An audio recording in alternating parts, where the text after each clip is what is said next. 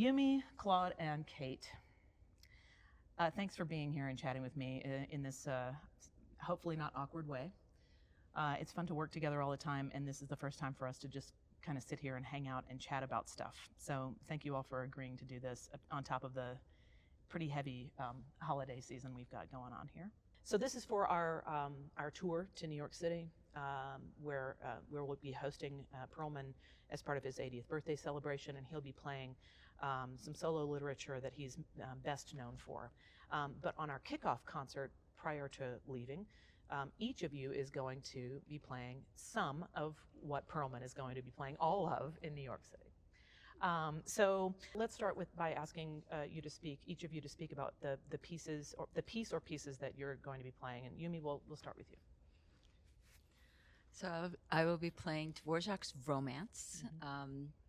It's a gorgeous piece, about 13 minutes long, I would say. And I was doing a deep dive of Perlman's recordings of that piece, and you can also search on YouTube. About 3 recordings come up, and they're wildly different.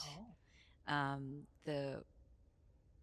The youngest one is really interesting because he has a certain youth about it. But then the second recording with Barenboim is very refined and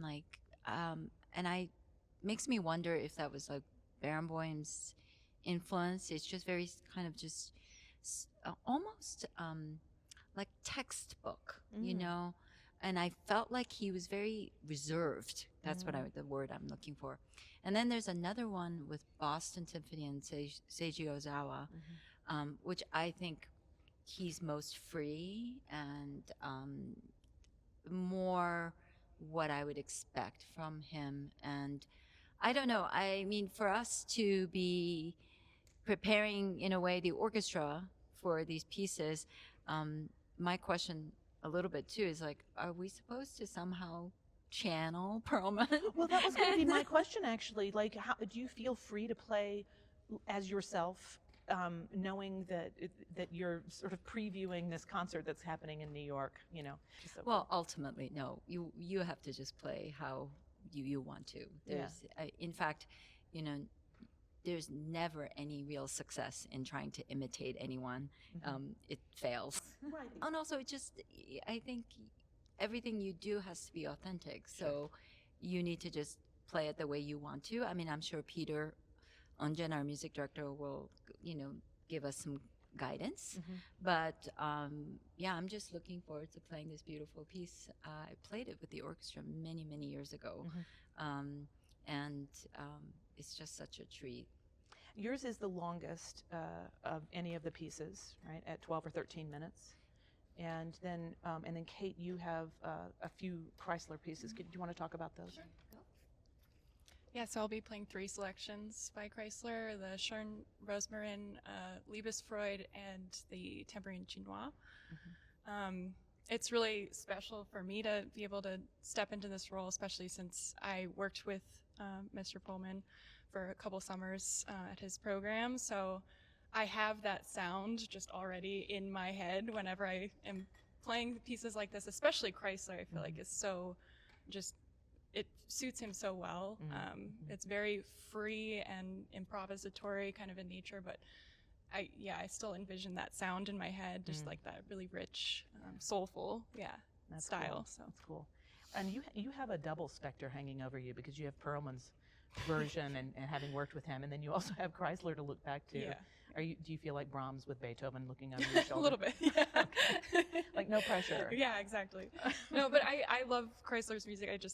It is very freeing to play pieces of his. I mean, it's something that I always enjoy because it feels like it opens up this door to such imagination, you know? So I think it allows any artist to kind of explore and imagine through his music. So I'm excited for that.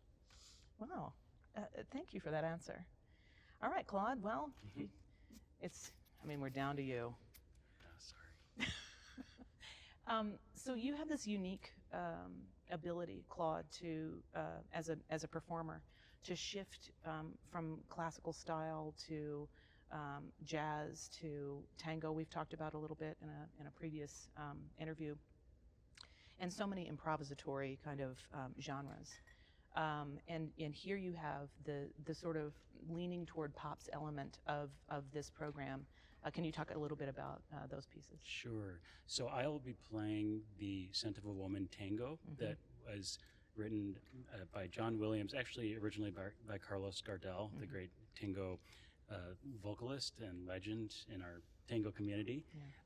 But he wrote Por una Cabeza, which is just a classic tango, maybe the most famous tango there is out there. That, if you ask anyone on the street what's tango, they might know that particular piece.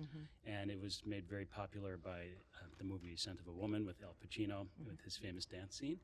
And such a beautiful, simple, charming tango that John Williams made an arrangement for Mr. Perlman. And when you hear the recording of it, it's quintessential Perlman.